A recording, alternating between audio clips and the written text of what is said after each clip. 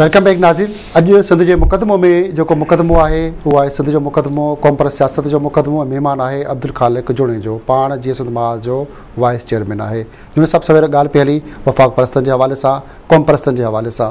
जीअं सवेर असां ॻाल्हि पई कईसीं त कॉम्प्रेस जमायत जे अंदरि खोड़ सारा जेके कॉम्प्रेस सियासतदान आहिनि उहे बुनियादी तौर ग़रीबनि जा ॿार आहिनि। ख़ुदि अवां ॿिया खोड़ सारा जेके बि ॻणींदासीं उन में 90% ग़रीबनि जा ॿार आहिनि। अॼु करोड़पति, अरबपति, खरबपति, लैंड क्रूज़र, वॾियूं गाॾियूं, 8 गार्ड, हथियार, नुमाइश, सभु कुझु छो ऐं छा लाइ? हितां पैसा किथां पिया आणियो? इहो छा माल पाणी केरु पियो ॾे? मां त इन जो पाण हामी आहियां ऐं मां तव्हां सां गॾु इन जो वाक़ई लेखो चोखो थियणु घुरिजे, एहतिसाब थियणु घुरिजे त इहो सभु कुझु कीअं थो थिए।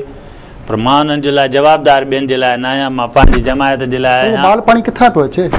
ख़ुदि अवां कॉम्प्रेस सियासत पिया कयो, जीअं मां जा डिगो वर्षो अवां चेयरमैन बि रहिया आहियो। ज़ाहिर आहे एतिरो त चई सघिजे थो त पैसो गॾु जेको हूअं बि चवंदा पैसो गॾु जेको थींदो आहे उहो फेयर मीन्स सां थी नथो सघे। ख़ासि करे अहिड़े मुल्क में त मुमकिन ई न आहे। वॾेरा जेके कनि था उहे बि कहिड़ा फेयर में तव्हांखे ख़बर आहे उन जंहिंमें ग़रीब हारनि खे लुटे फुरे उन मूं कनि था पिया ऐं ख़ुदि सरकार जी दलाली करे कनि था पिया। त जॾहिं ग़रीब माण्हू जेके आहिनि उहे अमीर रातो राति में थियनि था त इहो त सम्झी छॾणु घुरिजे त फेयर मीन्स सां इहे नथा थियनि, थी नथो सघे। उनजो सोसाइटी मूं शुरू में चयो त सोसाइटीअ में एहतिसाब न आहे, असां वटि एहतिसाब थियणु घुरिजे। तव्हां ही प्रोग्राम शुरू कया, मूंखे हिन ते तमामु घणी ख़ुशी थी थिए। एहतिसाब थींदो त इहे शयूं ख़बर पवणु घुरिजे। खोड़ सारा माण्हू हिन एहतिसाब खां, हिन मुक़दमे खां लवाइनि पिया, उहे सच ते त उल्टो काढ़िया पिया वञनि। सच त हमेशह ॾुखियो हूंदो आहे, सच वॾो ॾोहारी आहे। शेख हयात चओ था सच वॾो ॾोहारी आहे, बिल्कुलु शेख चओ सच वॾो ॾोहारी आहे। रोज़ अज़ल खां मारियो वियो आहे। पर ॻाल्हि इहा आहे त ख़ुदि अवां छो नथा सच चओ त कहिड़ा माण्हू क्रिमिनल माण्हू आहिनि, कहिड़ा ॾोहारी आहिनि, उहो माल किथां था आणनि? ख़ुदि अवां छो नथा उहा सच ॻाल्हाए सघो? छा अव्हांखे हिमत कोन्हे का? डिॼो था त अवां मारिया वेंदो, रस्ते ते उठा वेंदो, डिॼो था उन्हनि माण्हुनि खां? ॾिसो भुटा साहिबु, हर कंहिंजो पंहिंजो पंहिंजो कमु हूंदो आहे। जेको इहो सॼी दुनिया में इहो कमु सहाफ़ियुनि जो आहे। ॻाल्हि ॿुधो, फेरे करे तव्हां चओ था असांजो बाक़ी इहे जेके ट्रेंड्स आहिनि इहो मुंहिंजो कमु न आहे त मां हिकु हिकु माण्हू जी इन्वेस्टिगेट कयां। सॼी दुनिया में छा थो थिए सहाफ़ी था इन्वेस्टिगेशन करे कढी अचनि। बाक़ी इहे जेके ट्रेंड्स आहिनि उन जे ख़िलाफ़ु मां ज़ाती तौरु ऐं GS महाज़ असां 30 सालनि खां लड़ंदा था अचूं। रिकॉर्ड जी ॻाल्हि आहे। मां तव्हांखे ॿुधायो इहो जेको फ़र्क़ु आहे, जेके ग्रुप इहे टुटंदा विया आहिनि GS जेके बि हींअर इहे वॾा लीडर चवनि था सभु GS महाज़ मां विया आहिनि। ऐं उनजो कारण इहो त असां GS महाज़ में का बि ग़ैर सिहतमंद सरगर्मी बर्दाश्त न कईसीं।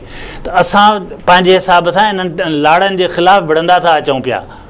उन जे लाइ असां इलाही सुठो आहे।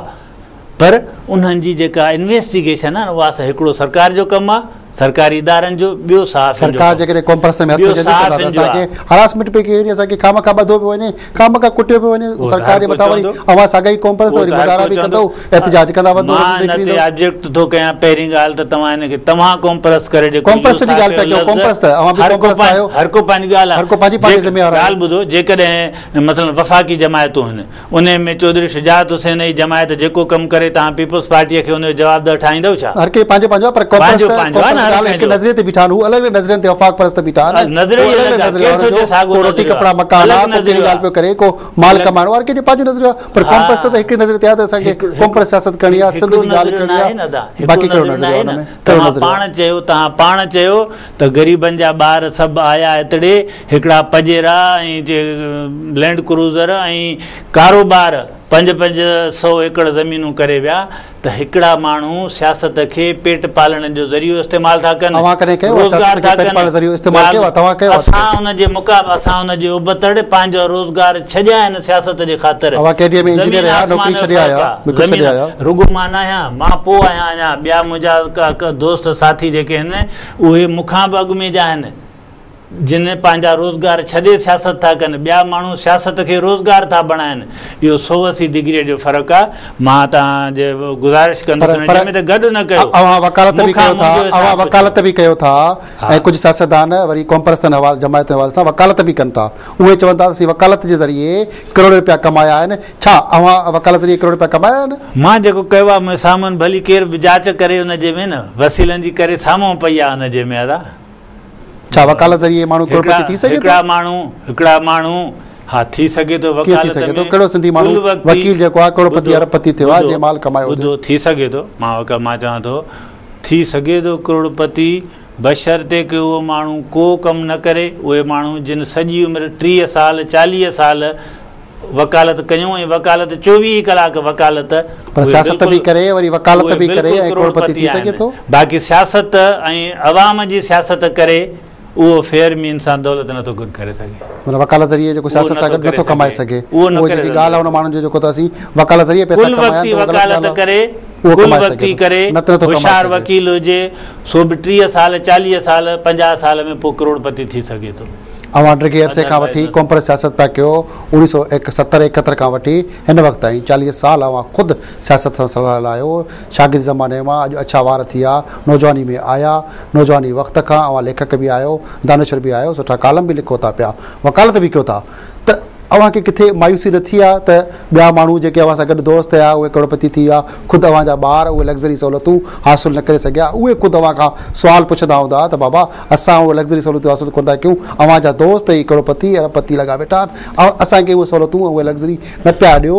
अॼु अच्छा वार किथे मायूसी किथे उहो अंदर जी भोगना उहा कहिड़ी आहे अव्हां जे अंदर में?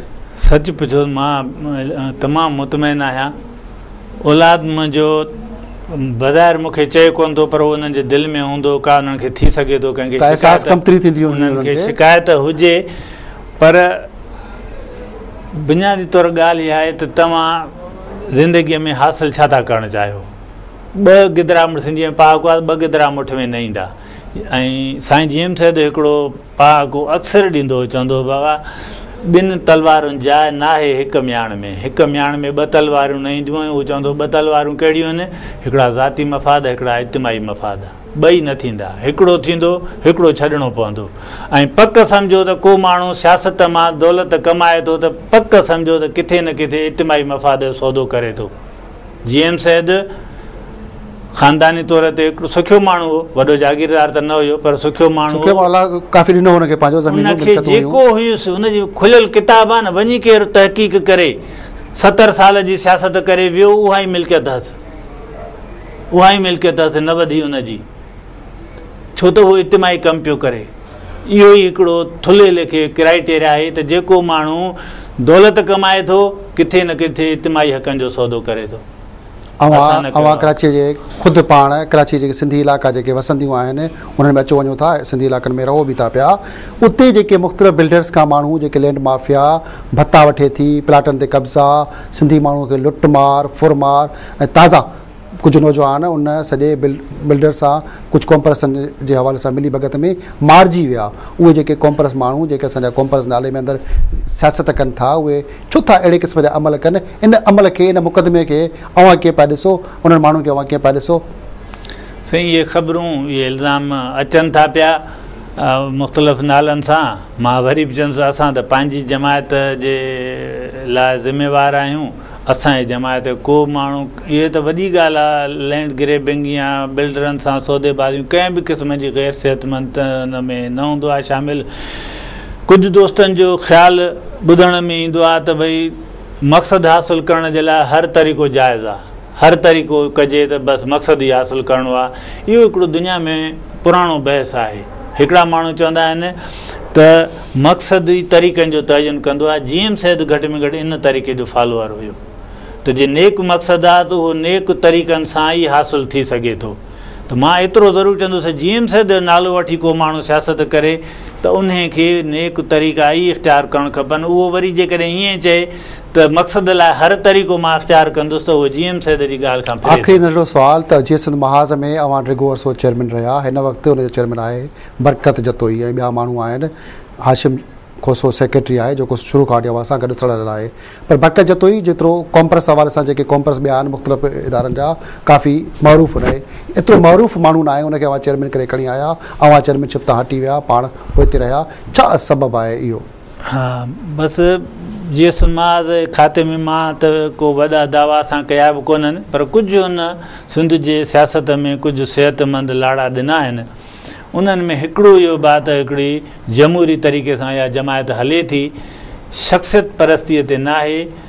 ॿियूं जमायतूं शख़्सनि जे नाले सां सुञातियूं वञनि थियूं, तंहिंजे करे उहो नालनि खां सवाइ माण्हू का मोट ॾियनि था, पर नालो न आहे, सगारो नालो न हुजे। इहो थोरो ॾुखियो कमु आहे। इहा तव्हांजो सुवालु जेको आहे इन में वज़न आहे त असांजी जेका सोसाइटी आहे, ज़रई सोसाइटी आहे, उहा जेको इहो इदारनि खे थोरो घटि माण्हू ॾियनि था, पर कंहिंखे न कंहिंखे इहा पेशरफ़्त करणी आहे। डॉक्टर बरकत जतोई बि तमामु सीनियर माण्हू आहे, पर छाकाणि असां वटि शख़्सियत परस्ती न आहे, उन जे करे उहो एतिरो न हुयो। अदरवाइज़ मूं जेतिरो ई हू बि सीनियर आहे। ऐं असांजी डेमोक्रेटिकली इलेक्शन थी 6 महीना पहिरीं, उन में दोस्तनि हुनखे चेयरमैन कयो। मां इवन सीनियर वाइस चेयरमैन बि ॿियो असांजो दोस्त डॉक्टर अरबाब खौड़ा, मां 3 नंबर ते आहियां।